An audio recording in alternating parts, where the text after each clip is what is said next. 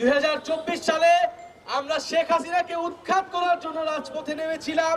এখন আমাদের উৎখাত হয়েছে, পতন হয়েছে, কিন্তু নতুন দেশ এখনো গঠন হয়নি।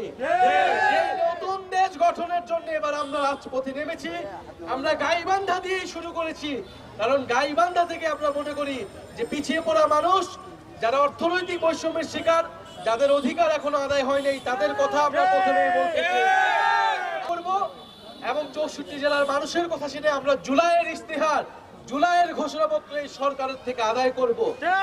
যেই ঘোষণাপত্রে আপনার আমার অধিকারের কথা লেখা থাকবে, আপনার আমার দায়িত্বের কথা লেখা থাকবে।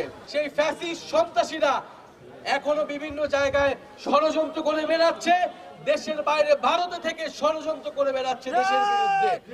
আমরা বলবো যে জুলাই গণহত্যা সহ গত 16 বছরে যত অপকর্ম রয়েছে, এই খুনি হাসিনা এবং এই আওয়ামী লীগ, স্বৈরাচারী আওয়ামী লীগ, তাদের বিচার অবশ্যই এই বাংলার মাটিতে হতে হবে। তাদের বিচার অবশ্যই আমরা নিশ্চিত করব। এবং নতুন বাংলাদেশের জন্য যে সংস্কার, রাষ্ট্রের মৌলিক সংস্কারের মধ্য দিয়ে নির্বাচনে যেতে হবে। শুধুমাত্র ক্ষমতার পরিবর্তনের জন্য এক দলকে সরিয়ে আরেক দলকে বসানোর জন্য কেউ রক্ত দেয় নাই, কেউ গণ অভ্যুত্থান করে নাই। এই নতুন বাংলাদেশে আমরা চাঁদাবাজি, দুর্নীতি, লুটপাট, দখলদারিত্বের আর কোনো সুযোগ দিব না। ইনশাল্লাহ আপনারা আমরা একসাথে মিলে এই দেশ গড়ার যে ডাক দিয়েছি, সেই দেশ গড়ে আমরা আবার ঘরে ফিরবো।